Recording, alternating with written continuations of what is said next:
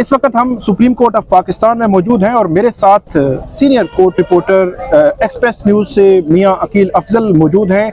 आज हम बात करेंगे सुप्रीम कोर्ट के 3 रुकनी बेंच ने पंजाब के इलेक्शन के हवाले से जो फैसला दिया है वो फैसला क्या है और उसके चीता चीता नुकात क्या है, क्या हुकूमत जो है वो उस पर इम्प्लीमेंटेशन के लिए जाएगी, अगर नहीं जाएगी तो कौन कौन सा रास्ता इलेक्शन कमीशन के लिए सुप्रीम कोर्ट ने रखा है। और उसी के साथ हम बात करेंगे कि 29 मार्च को जस्टिस काजी फाइज ईसा ने एक केस था, उसमें आज खुद नोटिस यहाँ पे जो उनकी समातें जो चल रही हैं उनकी जो कार्रवाई है रोकने के हवाले से उसमें को ऑब्जर्वेशन थी, उससे मुतालिक भी बात करेंगे। आज 6 रुकनी जो बेंच है उसने लार्जर बेंच ने समात की है। सबसे पहले तो मियां साहब जो फैसला है वो पहले तो हम ये सुनते थे कि पंजाब और केपी के दोनों के इलेक्शंस का के हवाले से सुप्रीम कोर्ट ये सुन रही है, तो अब पता ये चला है कि ये सिर्फ पंजाब की हद तक फैसला है और केपी की पहले आप ये बता दें कि केपी का मामला क्यों नहीं टेकअप हुआ, उसके पीछे वजह क्या थी?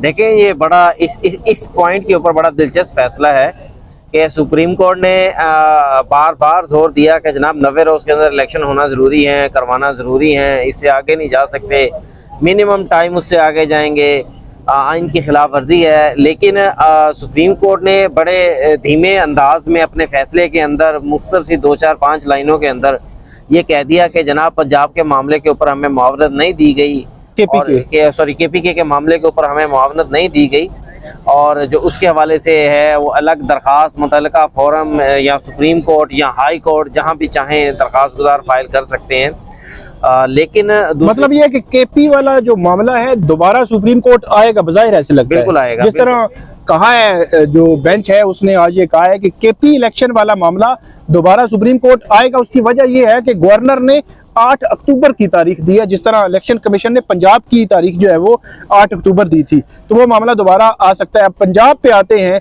पंजाब के इलेक्शन के हवाले से चीता चीता क्या पॉइंट्स हैं, मतलब जो सुप्रीम कोर्ट ने आज जजमेंट में बताया है कि इन पॉइंट्स पे अब आगे पीछे कुछ नहीं हो सकेगा। देखिए, जिस तरह तवक्को की जा रही थी कि फैसला कोई ज्यादा सख्त नहीं आएगा, फैसला उस तवक्को के बरक्स आया। फैसला हम कह सकते हैं कि निस्बतन सख्त फैसला आया। निस्बतन सख्त फैसला मैं क्यों कह रहा हूँ, उसकी वजह यह है कि आज है 4 अप्रैल और सुप्रीम कोर्ट ऑफ पाकिस्तान ने शेड्यूल जारी करते हुए ये कह दिया है कि 14 मई को इंतखाबात होंगे। और 14 मई इंतखाबात का मतलब यह है कि 1 महीना और 10 दिन, 1 महीना 10 दिन। और जो सबसे दिलचस्प चीज़ है वो ये है कि फंड्स की दस्तयाबी, फंड्स और सिक्योरिटी के हवाले से भी सुप्रीम कोर्ट ऑफ पाकिस्तान ने डायरेक्शन दे दी है। अगर हुकूमत और टाइम भी दिया 10 अप्रैल, वफाकी हुकूमत 10 अप्रैल तक फंड्स नहीं देती तो इलेक्शन कमीशन जो है वो सुप्रीम कोर्ट में दरखास्त दायर करेगा और उसके ऊपर मुनासिब अहकाम जारी किए जाएंगे। यानी आज से सिर्फ 6 दिन के बाद दिए गए हैं वफाकी। और फंड्स कितने हैं? 20 अरब 21 अरब रुपए हैं। 21 अरब रुपए। बल्कि दिलचस्प बात यह है कि 20 मांगे गए थे, 21 दे दिए। 21 दे दिए। 1 अरब जो है वो जो सुप्रीम कोर्ट ने अपनी तरफ से ऐड किया है, यही कह सकते हैं। 21 अरब रुपए 10 अप्रैल को हुकूमत ने, जो फेडरल वफाकी हुकूमत है, उसने इलेक्शन कमीशन को देने हैं आज से 6 रोज के अंदर अंदर। तो ये बड़ा जो है वो हुकूमत क्योंकि कहती रही है कि हमारे पास माशी मसाइल है, हम पैसे नहीं दे सकते, और दूसरा जो रास्ता दिया है कि अब इलेक्शन कमीशन सुप्रीम कोर्ट से रजू भी कर सकेगा। इसके अलावा सिक्योरिटी का मसला भी था। लेकिन सिक्योरिटी के हवाले से भी उन्होंने कहा है कि इलेक्शन कमीशन को मेरा ख्याल है 16 अप्रैल तक 16 अप्रैल तक वफाकी हुकूमत जो है वो एक इस किस्म का शेड्यूल बना कर देगी, इस किस्म के सिक्योरिटी पर्सनल्स की डिटेल्स शेयर करेगी जिस पर इलेक्शन कमीशन मुतमईन हो। और अगर इलेक्शन कमीशन इस सिक्योरिटी पर्सनल्स के अंदर पुलिस भी होगी, रेंजर्स भी होगी, एफसी भी हो सकती है, और जो दीगर सिक्योरिटी के एहलकार हैं उन सब की तैनाती के हवाले से एक मुकम्मल इलेक्शन कमीशन के साथ मिलकर एक प्लान मुरतब किया जाएगा। और अगर इलेक्शन कमीशन उस प्लान से मुतमईन नहीं है तो उसके हवाले से भी सुप्रीम कोर्ट का मौजूदा जो 3 रुकनी बेंच था, इनको चैम्बर्स में मौजूद जज साहबान को पटिशन जो अपनी एप्लीकेशन होगी वो फाइल करेंगे, रिपोर्ट फाइल करेंगे, और उस रिपोर्ट का जायज़ा लेने के बाद अगर सुप्रीम कोर्ट मुनासिब समझती है तो दोबारा बेंच भी बैठ सकता है और नए अहकामात भी आ सकते हैं। और जो कि गालबन नए अहकामात 2 सूरतों में आ सकते हैं। एक तो फंड्स और जो सिक्योरिटी पर्सनल्स हैं उनकी फराहमी के अहकामात आ सकते हैं, उसके साथ साथ जो चीफ जस्टिस ऑफ पाकिस्तान ने ऑब्जर्वेशन दी थी उसके मुताबिक कंटेम्प्ट वाली तरफ भी मामला जा सकता है। अच्छा, चीजें नहीं दी जाती। मियां साहब, ये मैं पूछूंगा कि 21 मार्च को इलेक्शन कमीशन ने एक ऑर्डर जारी किया कि 22 मार्च को कि 8 अक्टूबर को इलेक्शन होंगे। वो जो 22 मार्च का फैसला है इलेक्शन कमीशन का, उससे मुतालिक सुप्रीम कोर्ट ने क्या कहा है? उसको सुप्रीम कोर्ट ने वाइड एवन इशू कह दिया, यानी कि वो फैसला जिस दिन जारी किया गया उस दिन ही वो फैसला जो था उसकी कोई कानूनी हैसियत नहीं थी। ठीक है। और इसलिए उस फैसले से बाद से लेके आज तक जो भी इकदाम किए गए हैं वो सब इकदाम कलअदम करार दे दिए जाएंगे। लेकिन इस सारे प्रोसेस के अंदर क्योंकि 13 दिन सुप्रीम कोर्ट ने कह दिया है कि ज़ाया हो गए, इसलिए सुप्रीम कोर्ट ने शेड्यूल को उन्हीं 13 रोज़ के हिसाब से ही फिक्स किया है। और गालिबन सुप्रीम कोर्ट ने जो इलेक्शन कमीशन के जो इलेक्शन शेड्यूल था जारी किया गया, नुकात 6 से 12 तक, जिसमें कागजात नामजदगी का जमा होना, एतराज़ात लगना, एतराज़ात के बाद फहरिस्त लगना, फिर अपीलें होना, फिर हतमी फहरिस्त लगना, फिर इंतखाबी निशान शेड्यूल इंतखाबी निशान अलॉट होना, इन 6 पॉइंट्स के ऊपर सुप्रीम कोर्ट ने डिटेल अपने ऑर्डर के अंदर शामिल कर दिया है। हर तारीख दे दी है कि अब किस दिन क्या होगा, यानी इलेक्शन कमीशन के पास इन तारीखों से रूगर्दानी करने का कोई मौका नहीं होगा। अच्छा, एक और बात, जो जो चीफ जस्टिस जो है ड्यूरिंग हियरिंग जो वो कहते रहे हैं पिछले समातें 2-4 जो थी कि इलेक्शन कमीशन तारीख को नहीं छेड़ सकता, ये उसका इख्तियार नहीं है, ये अदालत तो कर सकती है लेकिन इलेक्शन कमीशन नहीं कर सकता।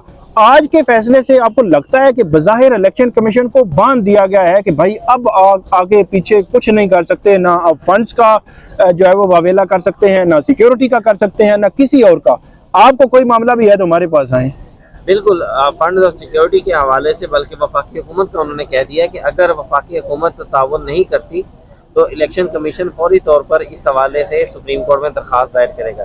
बाकी जो दीगर मामला थे उनके ऊपर जारी बात है ये शॉर्ट जजमेंट है, 6 सफ़ात के ऊपर मुश्तमिल है। तफसीली जो इसकी वजूहात हैं, तफसीली जो इसके नुकात हैं वो तो बाद में शेयर किए जाएंगे, पब्लिक किए जाएंगे जब लिख लिए जाएंगे। लेकिन मुख्तसर फैसला सुप्रीम कोर्ट ऑफ पाकिस्तान ने जारी कर दिया है। इसमें इलेक्शन कमीशन के साथ साथ मेरे नज़दीक तो वफाकी हुकूमत के भी हाथ पाँव बांध दिए उन्होंने। ठीक है, ये वफाकी हुकूमत और निगरान हुकूमतें जो हैं वो अब इसे रूगर्दानी नहीं कर सकेंगी। आप देखें कि उन्होंने निगरान वज़ीर आला को भी डायरेक्शंस दे दी हैं, IG पंजाब को भी और चीफ सेक्रेटरी को भी डायरेक्शंस दे दी हैं।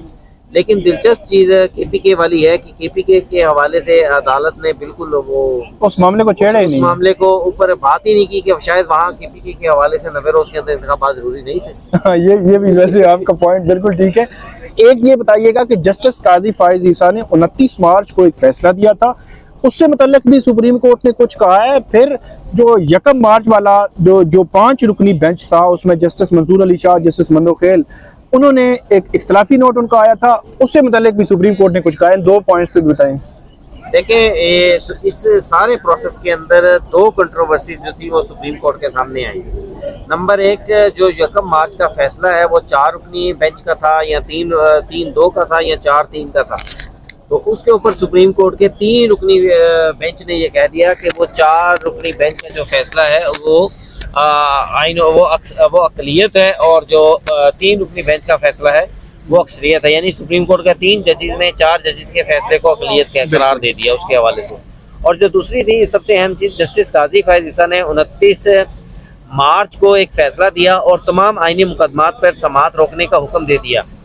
उस हुक्म के बाद असल शोर पड़ा, हर तरफ रोला पड़ा कि जनाब अब तमाम मुकदमात की कार्रवाई जो है रोकनी पड़ेगी। जस्टिस अमीनुद्दीन खान, जस्टिस जमाल खान मंदोखेल, उन्होंने इसके ऊपर एतराज़ात भी फाइल किए और उन्होंने इसके बाद ही रिक्यूज़ किया और बेंच से शामिल होने में एतराज़ किया कि हम बेंच में शामिल नहीं हो सकते। तो सुप्रीम कोर्ट ने अपने इस फैसले के अंदर 3 रुकनी बेंच के फैसले के अंदर उस केस को भी कह दिया कि उसका कोई असर नहीं होगा।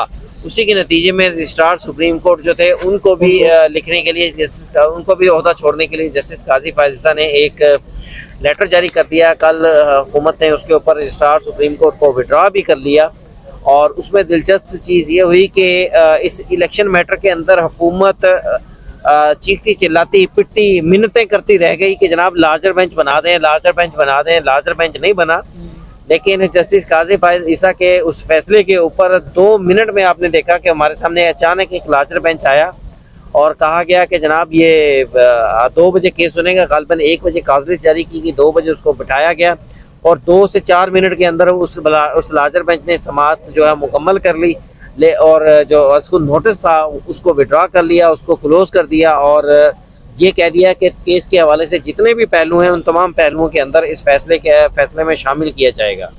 बड़ी दिलचस्प चीज़ है, लेकिन मेरा ख्याल से ये 2 मिनट की जो कार्रवाई थी ना, ये जहरीली कार्रवाई होगी। इस कार्रवाई का जो आप इसको मामूली ना समझे। बिल्कुल, बहुत शुक्रिया मियाँ अकील अफजल साहब। मियाँ साहब ने बताया कि जिस लार्जर बेंच या फुल कोर्ट के लिए थी, लार्जर बेंच भी बनता तो यकीनी तौर पे हुकूमत जो है उसको देखती। वो हुकूमत जो है वो चीखती रही, चिल्लाती रही, बोलती रही, इतराज़ करती रही, तो वो लार्जर बेंच नहीं बना। लेकिन आज जो लार्जर बेंच बना उसने समाअत भी की और उसने केस ख़त्म भी कर दिया। बहरहाल ये सुप्रीम कोर्ट की जो कार्रवाई है, जो इंतखाबात के हवाले से केपी और पंजाब के इलेक्शन और प्लस सुप्रीम कोर्ट की इंटरनल जो पॉलिटिक्स कहें, जो सियासत कहें या इश्यूज़ जो हैं वो चल रहे हैं, उससे मुतालिक हमने बात की। आइंदा भी हम आपको अपडेट करते रहेंगे। बहुत शुक्रिया।